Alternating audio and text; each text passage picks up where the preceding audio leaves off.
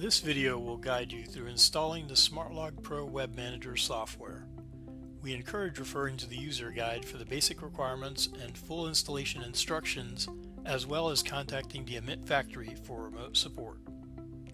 You will also want to contact the Emit factory for the link to download the program installation file and the user guide if you have not already received it via email. We recommend you install the program while logged in using the Windows ID of the user that will primarily be running the program. This user should have administrator permissions on the PC.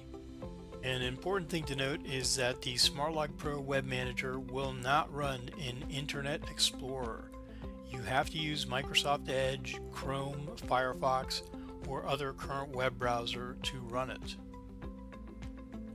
If you are using Internet Explorer on the PC you selected, please make sure you upgrade to Microsoft Edge or download an alternate browser before you begin. Prior to installing the SLP configurator, please make sure that you have read through the user guide and followed the instructions for installing or enabling IIS on the PC you will be using. The user guide explains how to do this in Windows 10 and Windows Server.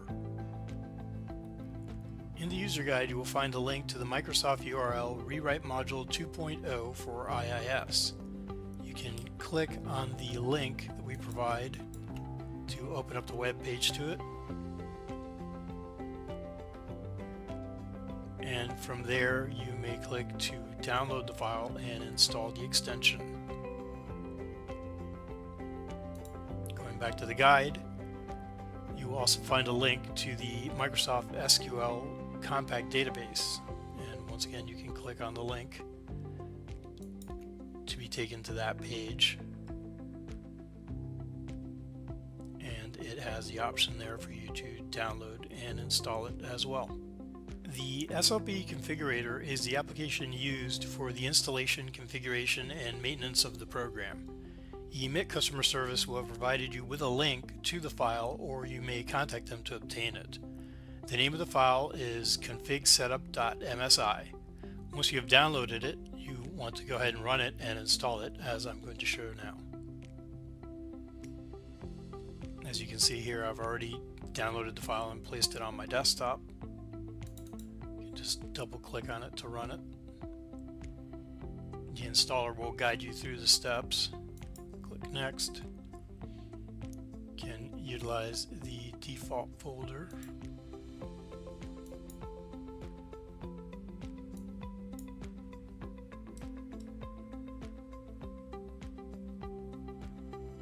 Once it's installed, you can click Close.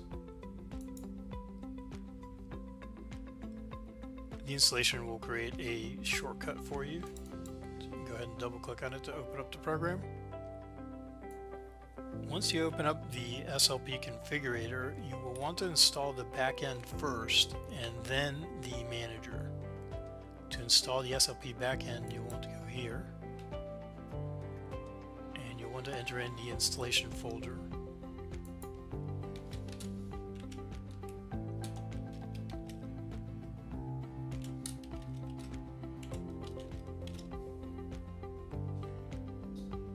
This information is shown in the guide, so if you need that information, you can see it there as well.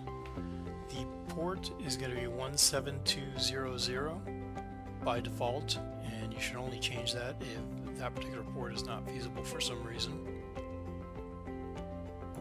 Then you need to pick the folder for the database. The recommended one is c:/desco/slp/data. You will leave the authorization header as is, and you can leave this portion as is as well. And once that information is inside, you can go ahead and click on Install. SLP config will download an installation package from the Emit Content Delivery Network and set up everything. You can see the progress down below here.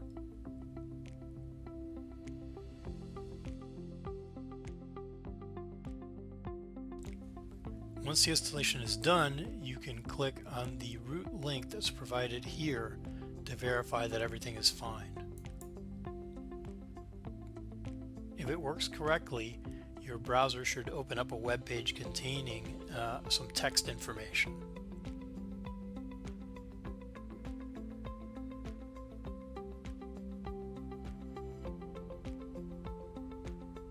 The text information is this message here, SLP API.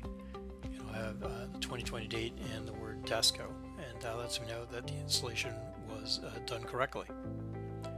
So you can go ahead and close that, and then close this window here,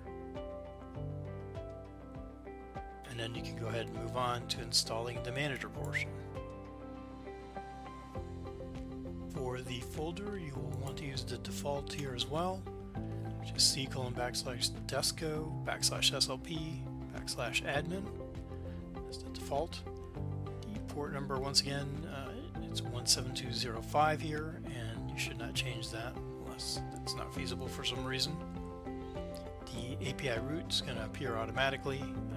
The authorization header also is going to be there. There's no need to modify those. So once that's ready, you can go ahead and click on install, and just like with the back end, it's going to go through and go ahead and complete it.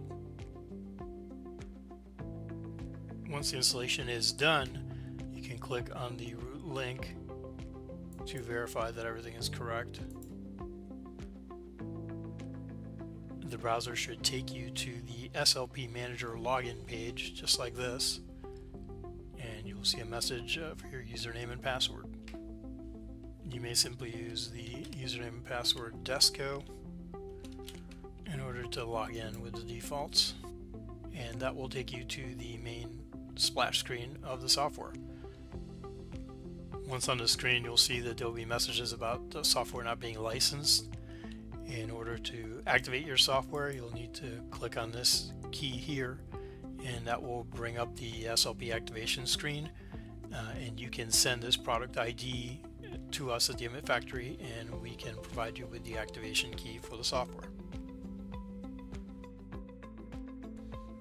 The final step in the SLP installation is configuring the SmartLog Pro SE devices to talk to the back end. The SmartLogs are plug and play by design, and the SLP config simplifies the task of the initial configuration of the server location. This task should be repeated whenever a new device is added to the system or if the location of the SLP backend changes for some reason. SLP config is capable of broadcasting the backend location to a local network using a special UDP message.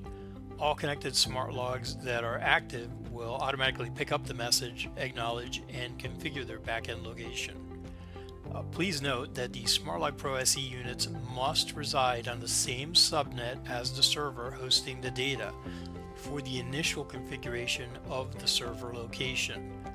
An alternative method is available if this is not possible for some reason. You will need to contact the Emmet Factory for assistance with this. The configuration step is started by clicking on the Connected Devices Configuration button. You'll want to make sure that the SLP root is set correctly. The SLP root is the location of the SLP backend, but without the /API suffix. You can go ahead and click on the Start button, and all connected devices will appear in the Connected Configured Devices list after a few moments, as you see here. Once the devices are configured, there is no need to leave the broadcast active. You can click Stop and then Close.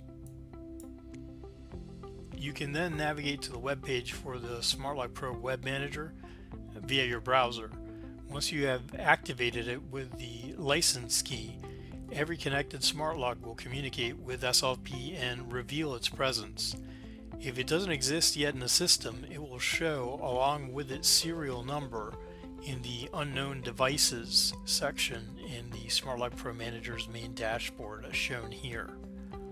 The recommended way to add a SmartLog is to click on the Attach button, and this will bring up a simple pop-up screen where you can enter the name for the unit.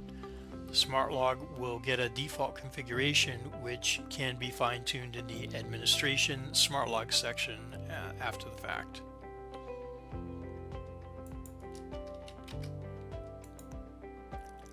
The SmartLog status, whether it's active or inactive, is controlled automatically.